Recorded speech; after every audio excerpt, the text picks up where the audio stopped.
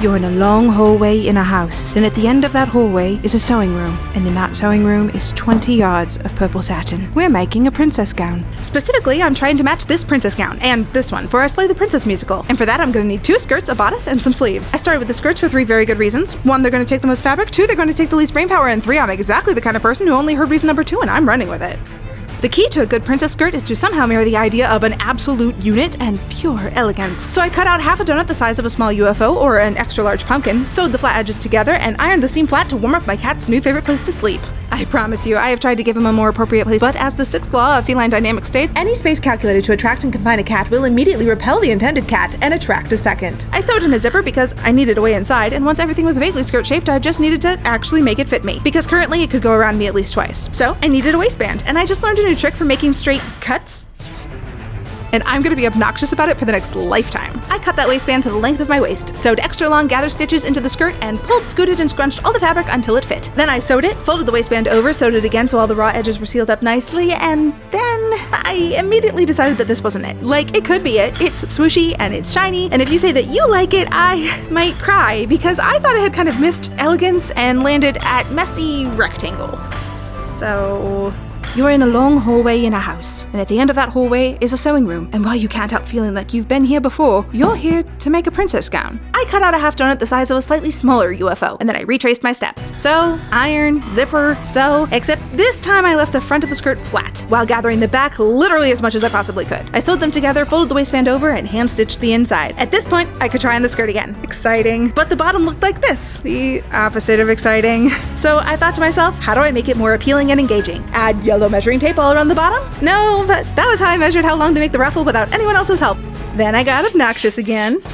To make my ruffle go all the way around the bottom of my galactically large donut, I needed 9 strips of my fabric, but I also needed them to act like they were one loop of fabric. So I sewed them all together end to end, which ended up being 45 feet of ruffle. I literally just did the math 4 times because I swear I did something wrong, but it's what the calculator said, and I have been suspicious of calculators for several decades now, but I can't convince it to tell me anything different, and now I understand why I quite frankly hated, loathed, and despised the next 2 steps. Because this is the sewing in circles part of the project where I sewed all the way around this loop, not once, not twice, not thrice, not quartrice? Not 4 times, but 5 times, and then had to gather and attach this monster of a loop to the bottom of my skirt, which was so big that I had to measure it out chunk by chunk and watch like 2 movies that I had sort of wanted to see, but also sort of thought they would be bad. And this seemed like a good opportunity because I can only sort of watch movies while I'm working.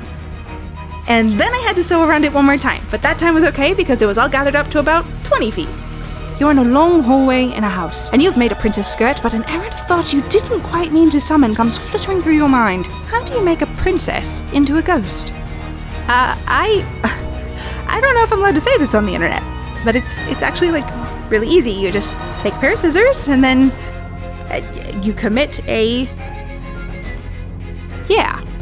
You're in a long hallway in a house, and at the end of that hallway is a sewing room, and in that sewing room is a pattern. The pattern is your implement. You'll need it if you want to do this right. I actually have a whole box of patterns in my sewing room because I've heard of impulse control, but I don't have it. I see patterns on sale and I think, yes, I would love to be a fairy warrior Lord of the Thrones awesome heroine somewhere in a French garden, so yes, I would love to make that. I buy it and it sits there chock full of promise and possibility, spiced with the smallest smidgen of guilt, because I have never opened most of these patterns. But not a lot of guilt, because today this magical box of past foibles provided the perfect pattern for this bodice. The pattern is almost perfect anyway. It started out like this, but I forced it to turn out like this. And yes, this story is a little long and a lot pointless, but I had time to tell it because I needed to cut out 8 copies of 5 different pattern pieces to make this one bodice. The calculator just told me that's 40. Once I had all my pieces cut out, I pinned and sewed them together into 3 long bodice-shaped strips. 1 purple outer shell, 1 purple lining, and 1 double thick blue lining that I could stack all together into a bodice sandwich. Because a sandwich is more stable than the sum of its parts. I'm sure somebody smart said that once. Then I ironed open all my seams. How's this going?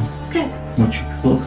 It's called an ironer's hand. Oh, I like it. Slow going today. Right now I'm stuck because there's too much story at the end.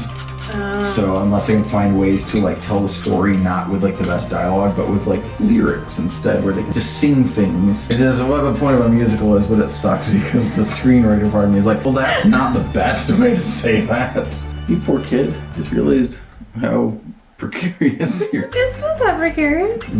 Everything I do is a little precarious. I made my sandwich by removing my cat, then stacking all 3 layers together with the prettiest one in the middle. If you think you'll have trouble deciding which of your pieces is the prettiest, don't worry, you won't. Because even though I made the shell and the lining absolutely identically, I just got vibes from one of them that I had sewn it better and that it should be the one facing out for the rest of eternity, while the other one both hid on the inside and also remained closest to me, my most constant friend. I think I just ironed one of them better. I sewed them all together from the bottom of one side around the top and down the other side, then cut the corners, clipped the curves, and flipped it inside out so that it looked, honestly, a little wonky. Kinda twisty, but at least entirely purple. I did my best to iron the edges flat, which was not very easy because there's just a lot going on at this point, so afterward I took a little break to play pickup sticks. Except I don't know the rules to pickup sticks. It always sounded like a made-up game, like kick the can or chess, so instead I just put all these plastic sticks into my sandwich because I needed more ingredients. Wait, no, because I had already sewn these little tunnels on either side of every seam and nothing else would fit in them. I cut out long strips for the bias binding, pinned it carefully along the bottom of my bodice, sewed it in place, and somewhere in this process, probably about where I started calling it a sandwich, this bodice lost any ability to stretch and therefore got too small.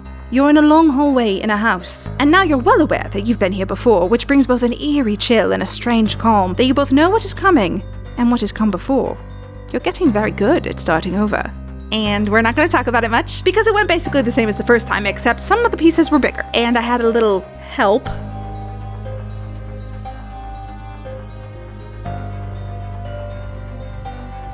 And then I melted a hole in it with the iron when I was almost done. And despite a sudden panic and the brief feeling of time, my heart, and gravity all stopping at the same time, if I hadn't told you about this, you would have never known. In fact, you're gonna forget all about it in 3, 2, 1. And I decided to do the bias binding at the bottom in 2 pieces instead of 1 to help keep that very princessy point at the front. So I very demurely finished off one side completely, then mindfully pinned, sewed, and finished off the other side as well. Finally, I doodled a little art, mostly a straight line and dots, very abstract, very modern, dare I say, utilitarian, as if they were marking out places that needed tiny little holes so grommets could be hammered swiftly into line. 16 of them, and I enjoyed every minute of this. There's something very soothing about finally being able to just smash everything into place. You're in a long hallway in a house, and frankly, your arms are cold. You need to fix that. Thank goodness for the invention of sleeves. And I had just what I needed to make them. Rectangles about the size of a skateboard and funny, I don't know, we'll just call them swoops. I pinned each of them into a loop, then sewed them all up, and I do mean all because I had originally planned to have several different sets of sleeves so that the princess could change up her look. I made them all, but we didn't use them because we had some sleeve malfunctions. So 3, 2, 1. I pinned the swoop loops together 2 by 2, all around the tops, tried one on my cat because he really looked like he wanted to be involved, then sewed them, flipped them inside out. Little change of plan. I just finished making all of my little sleeve heads and tried it on, and it just looks really disconnected, and I do not like it. So we're going to try again. And I don't know if I need to cut out new ones or if I can just take these apart.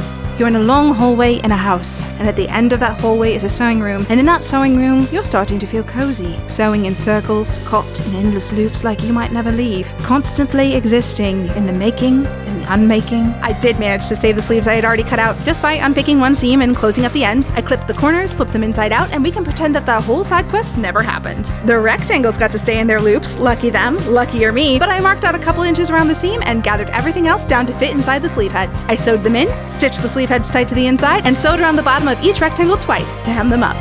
Lastly, I obnoxiously obtained little fabric snakes, pinned them into tubes about 1 inch above the sleeve hem, sewed down both sides, and then slid elastic all the way around to make a delicate, perfect princessy ruffle. You'd think I could have made all 3 of those words start with a P. You're in a long hallway in a house, and old questions you thought were long answered come creeping back. Princesses? Ghosts? However will you make one into the other? Oh no, that question was answered. It doesn't really matter if it's skirts or sleeves, the process is still the same. It's just scissors. You're in a long hallway in a house. You've been here before, and you'll probably be here again. But in the midst of this Ouroboros, you still feel that the quest has been completed.